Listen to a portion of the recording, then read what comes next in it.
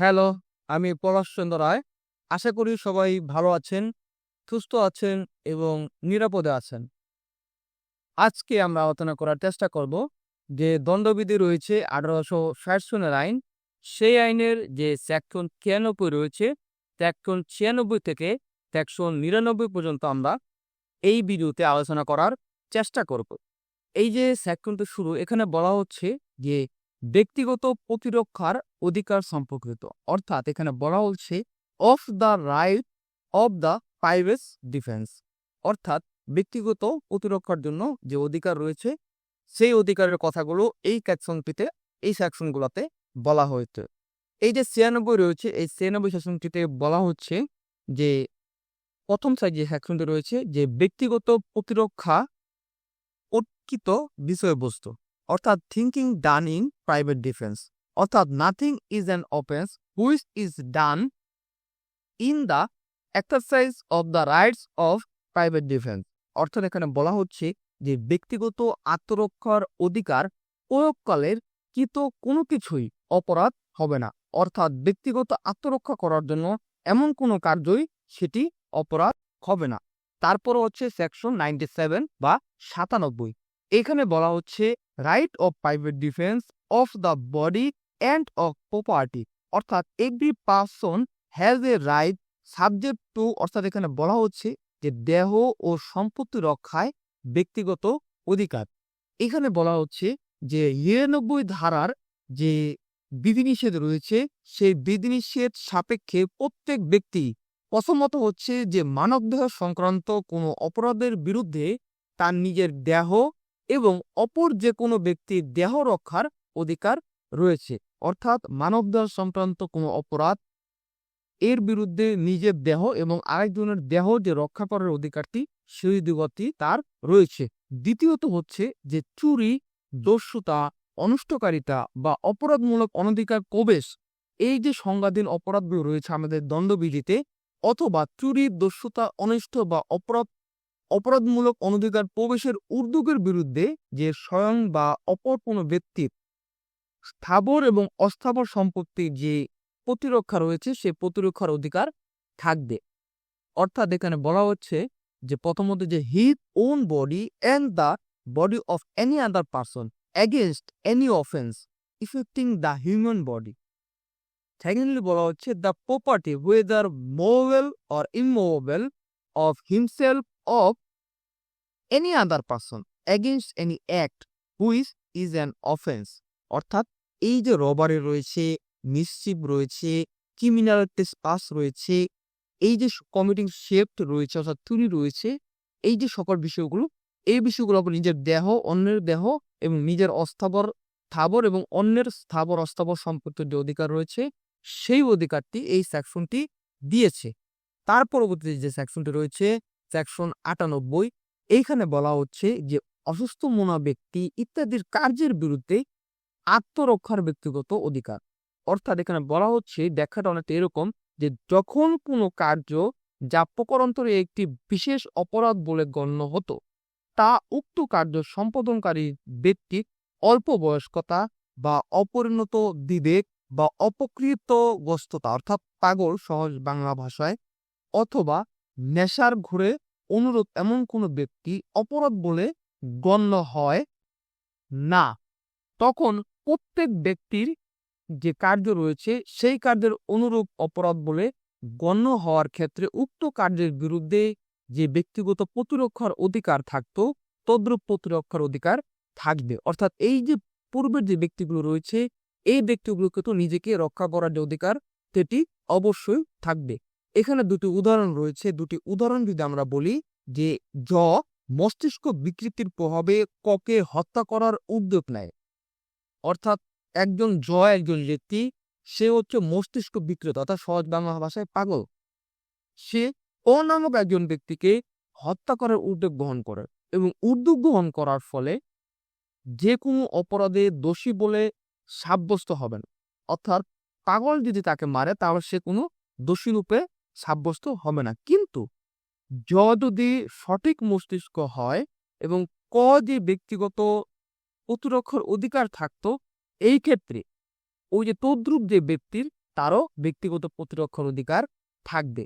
আরেকটু উদাহরণ দিলে আপনারা বুঝতে পারবেন একটু ভালো মতন যে ক রাত্রিকালীন সময়ে এরূপ একটি গৃহে প্রবেশ করে যে গৃহে প্রবেশ করার জন্য তার আইনসম্মত অধিকার রয়েছে। অর্থাৎ আমরা অনেক সময় যারা শহরে রয়েছি তারা বেশিরভাগ সময় অনেক রাত্রে বাসায় আসলে আমরা যদি একটু দেয়াল থাকে তো আমরা দেয়াল টপকে নিজেদের বাসায় ঢুকি, অর্থাৎ ওটা আমাদের নিজেরই বাসা এবং ওই বাসায় ঢোকার আমার আইনসম্মত অধিকার রয়েছে।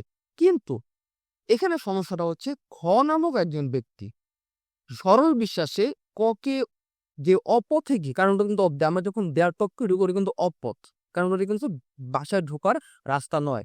তো ওই যে আমি যে ঢুকতেছিলাম অর্থাৎ যে অপথে গিয়ে প্রবেশ করে তখন সে প্রবেশকারী অর্থাৎ সে চোর বা কিছু একটা মনে করে ওই যে খ রয়েছে সে সরল বিশ্বাসে ককে আক্রমণ করে এবং আক্রমণ করার ফলে যে খ যে ভ্রান্ত ধারণার বশীভূত যদি না থাকতো তাহলে ক্ষয়ের বিরুদ্ধে পর যেরূপ ব্যক্তিগত অধিকার যে প্রতিরক্ষার কার্যকর থাকতো এই ক্ষেত্রে তদ্রূপ ব্যক্তিগত প্রতিরক্ষার অধিকার রয়েছে। অর্থাৎ এখানে সহজ বাংলা ভাষায় বলা হচ্ছে যে আপনার যে ব্যক্তিগত প্রতিরক্ষার যে অধিকারটি রয়েছে সেই অধিকারটি ওই সময় আপনার জীবন বাঁচানোর জন্য বা ব্যক্তিগত রক্ষা করার জন্য আপনার যে অধিকারটি থাকবে এটি মূলত থাকবে।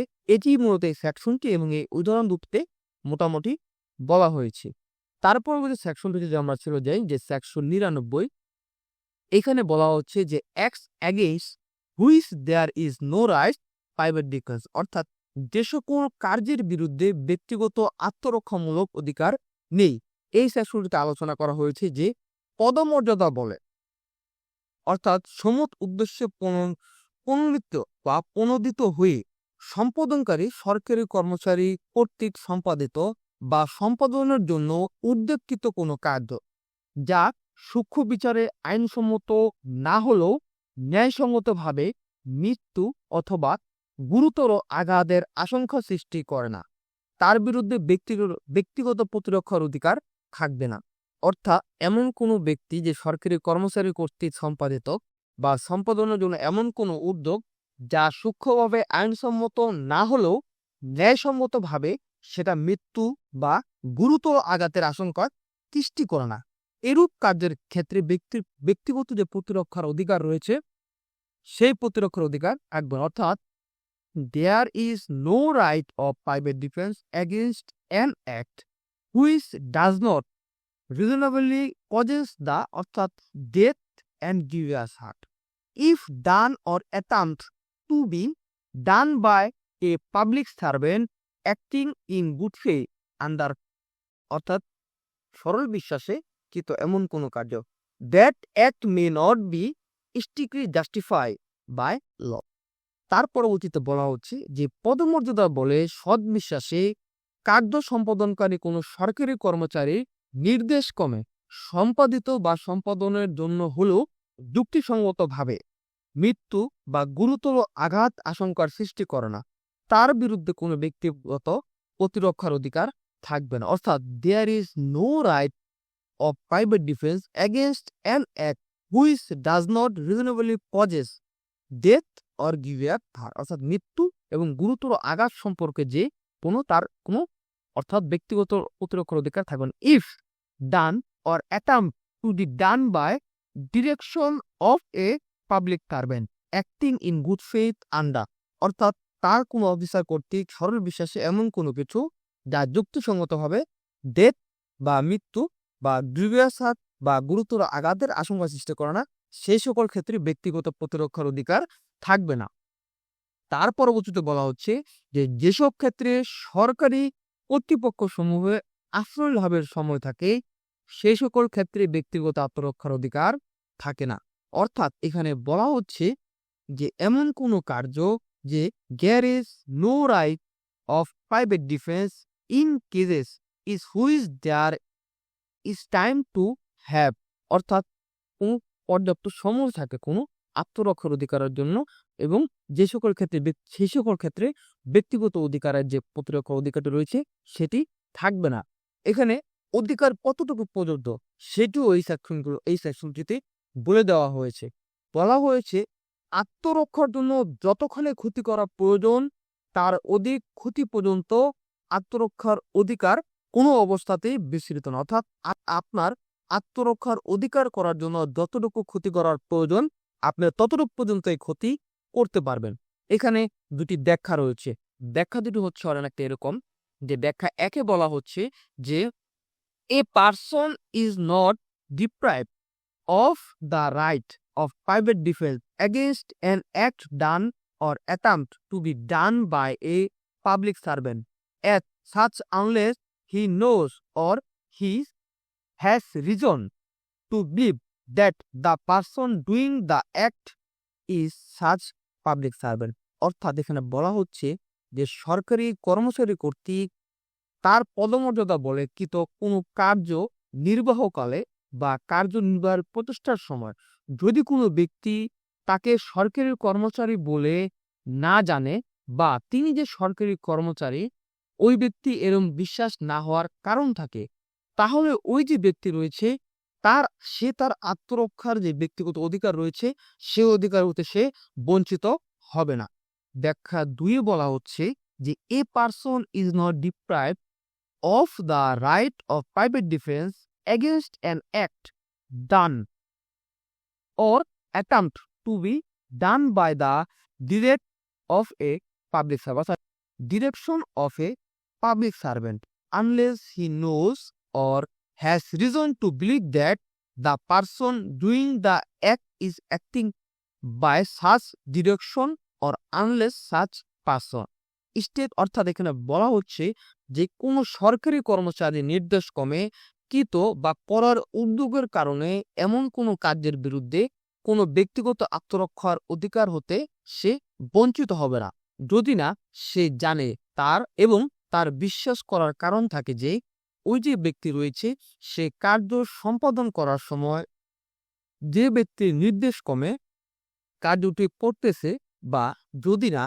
অনুরূপ ব্যক্তি যে কর্তৃক রয়েছে ওই কার্য সংগঠন করার জন্য তা কোনো প্রকার অথবা তার যে নিকট লিখিত কর্তৃত্ব থাকার ক্ষেত্রে যদি না সে অনুরূপ কর্তৃত্ব চাইবা মাত্র উপস্থাপন করে। অর্থাৎ এখানে বলা হচ্ছে যে ব্যক্তির নির্দেশনে সে কার্যটি করছে সে ব্যক্তির যে তার নিকট যে লিখিত কর্তৃত্ব বা তার যে অর্ডারটি রয়েছে সেটি সে চাইবা মাত্র উপস্থাপন করে, তাহলে কেবল তার সে যে অধিকারটা রয়েছে সে বঞ্চিত হবে না। আর যদি সে এরকম না বিশ্বাস করে কারণ হচ্ছে যে ব্যাখ্যা একের মতো তাহলে তার অধিকার থাকবে। এই হচ্ছে 799 পর্যন্ত আমি জানি একটু হজবরল। আমার এই ভিডিও শোনার পর যদি আপনি একটু দেখেন বইটা তাহলে আপনার বুঝতে আরো অনেক সুবিধা হবে। এই ভিডিও সম্পর্কে বা এই সেকশনগুলো সম্পর্কে বা অন্য কোনো আইনি সমস্যা সম্পর্কে যদি আপনাদের প্রশ্ন থেকে থাকে আপনারা আমাকে কমেন্টে জানাতে পারেন বা আমার যে ডেসক্রিপশন বক্সে যে ফেসবুক গ্রুপের লিঙ্ক রয়েছে সে গ্রুপে আপনারা পোস্ট আকারে সরাসরি বলতে পারেন। আমি চেষ্টা করব আপনাদেরকে যথাসম্ভব উত্তর দেওয়ার জন্য এবং আপনারা সেখানে পোস্ট আকারে আপনাদের সমস্যা বলতে পারেন। আশা করি আপনারা উপকৃত হবেন। এই ভিডিও দেখার জন্য অনেক অনেক ধন্যবাদ জানাচ্ছি। দেখা হবে নতুন কোনো ভিডিওতে। সে পর্যন্ত সবাই অপেক্ষা করুন। ধন্যবাদ থাকুন।